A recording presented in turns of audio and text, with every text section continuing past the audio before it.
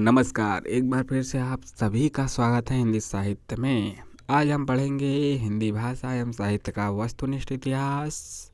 लेखक सरस्वती पांडे, गोविंद पांडे। संपूर्ण बुक अध्ययन की जो हमारी तैयारी है उसमें हम पहुंच चुके हैं छायावाद उत्तर काल पे। इससे पहले आदिकाल, भक्तिकाल, रीतिकाल, छायावाद काल हमने पढ़ लिया। आप नहीं देखे हैं तो प्लेलिस्ट में जाके देख सकते हैं। सरस्वती पांडे संपूर्ण बुक अध्ययन के नाम से ही है हिंदी साहित्य में। और आज देखते हैं छायावाद उत्तर काल। चैनल को सब्सक्राइब जरूर कीजिए और लाइक शेयर भी। टेलीग्राम से भी जुड़ सकते हैं जिसका लिंक डिस्क्रिप्शन और कमेंट बॉक्स में है। चलिए शुरू करते हैं बिना समय गवाए। छायावाद उत्तर काल आपका प्रयोगवाद, प्रगतिवाद, नई कविता कई खंडों में है, तो हम छोटे छोटे खंडों में देखेंगे। आज देखेंगे प्रगतिवाद, ठीक है। विभिन्न इसके काल क्रमानुसार लेखक देखेंगे और उसके बाद उनकी रचनाएं देखेंगे, उसके बाद प्रमुख पंक्तियां भी देखेंगे। तो आज प्रगतिवाद के बारे में देखते हैं। 1936 से 1942 छायावादोत्तर काल के अंतर्गत ही छायावादोत्तर काल के तहत 1936 से 1942 आपका प्रगतिवाद आता है। इसके महत्वपूर्ण बिंदु हैं लखनऊ में अप्रैल 1936 में प्रगतिशील लेखक संघ की स्थापना और प्रथम अधिवेशन के समय से हिंदी में प्रगतिवादी आंदोलन की शुरुआत होती है। इस अधिवेशन के प्रथम अध्यक्ष मुंशी प्रेमचंद थे। 1936 में जैसा कि आप जानते हैं कि मुंशी प्रेमचंद की मृत्यु भी हो गई थी, तो उनका आखिरी समय था। 1934 में गोरखी के नेतृत्व में रूस कहाँ का गोरखी कहाँ का था? रूस में सोवियत लेखक संघ की स्थापना हुई। यह विश्व का पहला लेखक संगठन था। सन 1935 में हेनरी बारबूस की पहल पर पेरिस में E.M. फोस्टर ने प्रगतिशील लेखक संघ यानी कि प्रोग्रेसिव राइटर्स एसोसिएशन की स्थापना की। इसके बाद कहता है मुल्क राज, आनंद सज्जा, जहीर ज्योति घोष, K.M. भट्ट, होरेन मुखर्जी, एस सिन्हा और मोहम्मदीन तासिर ने भारत की तरफ से सर्वप्रथम इंग्लैंड में जुलाई 1935 में भारतीय प्रगतिशील लेखक संघ का गठन किया है। प्रगतिवाद का सैद्धांतिक आधार मार्क्स का द्वंद्वात्मक भौतिकवाद है। राजनीति के क्षेत्र में जो समाजवाद या साम्यवाद है, साहित्य के क्षेत्र में वही प्रगतिवाद है।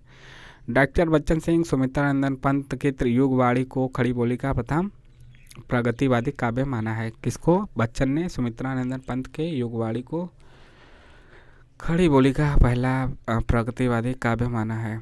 और खड़ी बोली का पहला प्रगतिवादी काव्य माना है। डॉक्टर गणपति चंद गुप्त ने कालक्रम की दृष्टि से रामेश्वर करुण के द्वारा ब्रजभाषा में लिखा काव्य करुण सस्सई को प्रथम प्रगतिवादी कवि और काव्य माना है। रामेश्वर को माने हैं इनकी करुण सस्सई को, जबकि कौन? गणपति चंद गुप्त। जबकि बच्चन सिंह सुमित्रानंदन पंत के युगवाणी को माने हैं। अब देखते हैं प्रमुख कवि काल क्रमानुसार। ऐसा पूछा ही जाता है काल क्रमानुसार हिंदी साहित्य में, नेट JRF सभी एग्जामिनेशन में। केदारनाथ अग्रवाल का संक्षिप्त जीवन वृत्त इस प्रकार से है।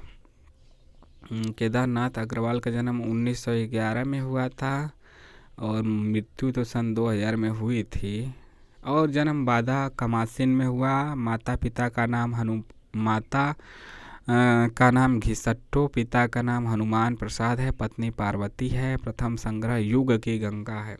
केदारनाथ अग्रवाल अपनी काव्य यात्रा के आरंभिक दौर में बालेंदु उपनाम से कविताएं रचते थे, मतलब लिखते थे। याद रखिए किस उपनाम से केदारनाथ अग्रवाल? बालेंदु। बालेंदु उपनाम किसका है? केदारनाथ अग्रवाल का। इंपॉर्टेंट क्वेश्चन, गौर कीजिएगा। तब ये ब्रजभाषा में कविता सवैया छंद में लिखते थे। केदारनाथ अग्रवाल ने देश विदेश के तमाम कवियों की कविताओं का अनुवाद देश विदेश की कविताएं शीर्षक से किया है। केदारनाथ अग्रवाल की देखिए कविताएं इस प्रकार से हैं, बहुत ज़्यादा है। युग की गंगा 1947, नीत के बादल 1947, लोक और आलोक 1957, फूल नहीं रंग बोलते हैं 1965, आग का आईना 1970, गुल मेहंदी 1978, पंख और पतवार 1979, बम्बई का रक्त स्नान 1981, हे मेरी तुम, क्या? हे मेरी तुम, हे मेरी तुम, हे मेरी तुम 1982, 81 मार प्यार की थापे 1981। इसके बाद है कहे केदार खरी खरी 1983, अपूर्वा 1984, जमुन जल तुम 1984, बोले बोल अबोल 1985, जो सिलाएं तोड़ते हैं 1985, आत्मगंध 1988, अनहारी हरियाली 1990, खुली आंखें खुले डैने 1993, पुष्पदीप 1994, बसंत में हुई प्रसन्न पृथ्वी 1996। तो इनकी ये 20 प्रमुख रचनाएं हैं कविताओं की, याद रखिए, बहुत ही इम्पोर्टेंट है। नागार्जुन का देखते हैं। नागार्जुन का भी आप नाम जरूर याद रखेंगे होंगे। 1911 में ये भी जन्मे थे। ये भी का मतलब कि केदारनाथ भी और नागार्जुन भी एक ही सन में जन्मे थे। मृत्यु 98 में हुई थी। जन्मस्थान दरभंगा बिहार के तरौनी में है। मूल नाम वैद्यनाथ मिश्र है, पूछा गया है। और आपको यहाँ पे जहाँ पे गोला बनाया जाता है, इंपॉर्टेंट कहा जाता है, उस पर गौर भी करना है। वैद्यनाथ मिश्र इनके जो हैं पिता गोकुल मिश्र, माता उमा देवी हैं। उपनाम यात्री। और नागार्जुन तो नागार्जुन है ही। वैद्यनाथ मिश्र, नागार्जुन, उपनाम यात्री भी याद रखिएगा। नागार्जुन का पहला साहित्यिक उपनाम यात्री था। ठीक है। संस्कृत और मैथिली में यात्री नाम से कविताएं लिखते थे। नागार्जुन यात्री नाम से कहाँ पे लिखते थे, किस भाषा में? तो संस्कृत और मैथिली में। नागार्जुन की खड़ी बोली में सर्वप्रथम प्रकाशित रचना है राम के प्रति, जो सन 1935 में लाहौर से निकलने वाली साप्ताहिक पत्रिका विश्वबंधु में छपी थी। नागार्जुन की काल क्रमानुसार इनकी रचनाएं निम्नलिखित है। युगधारा 1953, सतरंगे पंखों वाली 1959, प्यासी पतराई आंखें 1962, भस्मांकुर 1971, तालाब की मछलियाँ 1975, खिचड़ी विप्लव देखा हमने 1980, तुमने कहा था 1980, हजार हजार बाहों वाली 1981, पुरानी जुतियों का कोरस 1983, जब भारत वर्ल्ड कप जीता था क्रिकेट का कपिल देव की कप्तानी में, तब इन्होंने लिख दिया पुरानी जुतियों का कोरस। नागार्जुन कृत भस्मांकुर एक खंड काव्य है जो बरवा छंद में लिखा गया है। नागार्जुन ने मैथिली भाषा में पत्रहीन नग्न गाछ शीर्षक से काव्य लिखा। इसमें 52 कविताएं संकलित हैं। इसमें किसमें? पत्रहीन नग्न गाछ में, मैथिली भाषा में। इस कृति पर उन्हें 1968 में साहित्य अकादमी पुरस्कार मिला है। नागार्जुन ने अपनी कविता में किस पे मिला है? इसी पे क्या मिला? साहित्य अकादमी का 1968 में। पत्रहीन नग्न गाछ। नागार्जुन ने अपनी कविता प्रतिहिंसा ही भावना है, प्रतिहिंसा ही नागार्जुन ने अपनी कविता प्रतिहिंसा ही अस्थाई भाव है के संदर्भ में लिखा है। इनकी जो कविता है प्रतिहिंसा ही अस्थाई भाव है, उसके संदर्भ में लिखा है। यह तो नागार्जुन साहित्य का मैनिफेस्टो है, मैनिफेस्टो, घोषणा पत्र। डॉक्टर बच्चन ने नागार्जुन की कविताओं को नुक्कड़ कविता की संज्ञा दी है। किसने? बच्चन सिंह ने। नागार्जुन को राजनीतिक कवि के रूप में भी जाना जाता है। सही बात है, राजनीति से भी जुड़े रहे इनकी रचनाएं रहती हैं। इनकी निम्नलिखित कविताएं प्रसिद्ध हैं। बादल को घिरते देखा है, काफ़ी प्रसिद्ध है। पासाड़ी है। सिंदूर तिलकित भाल, तुम्हारी दंतुरित मुस्कान, 5 पूत भारत माता के, कालिदास फेमस रहा है, मतलब ये सिलेबस में है, ये भी सिलेबस में है। बादल को घिरते देखा फेमस तो सभी है, इसमें से जो दिया है। हरिजन गाथा, अकाल और उसके बाद यह भी आपका फेमस है। नागार्जुन को प्रगतिवाद का सलाहकार पुरुष कहा जाता है, यह भी तथ्य याद रखिए। अगले आ जाते हैं शिव मंगल सिंह सुमन। इनके बारे में देखते हैं। जन्म 1915 में हुआ, उन्नाव झगरपुर में। मूल नाम इनका शिवमंगल सिंह था, बाद में सुमन जुड़ गया। उपनाम सुमन है, इसीलिए अधिकतर जो बाद में जुड़ता है वहीं तो उपनाम रहता है। प्रथम संग्रह इनका हिल्लोल रहा। कब का? 1939 का।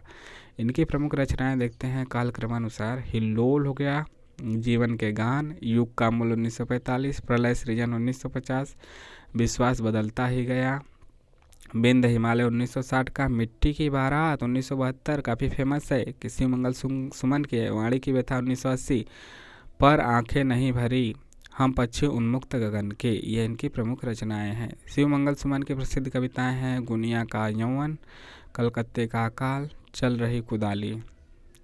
वासुदेव सिंह त्रिलोचन का अगले जो हमारे हैं वासुदेव सिंह त्रिलोचन हैं। इनकी प्रसिद्ध रचना 1900 मतलब पहले जान लेते हैं इनका जीवन। 1917 में जन्म हुआ और सुल्तानपुर में हुआ, चिरानी पट्टी सुल्तानपुर उत्तर प्रदेश में। वासुदेव सिंह इनका मूल नाम था, बाद में त्रिलोचन जुड़ा जो कि उपनाम है इनका। और प्रथम संग्रह धरती 1945 का है।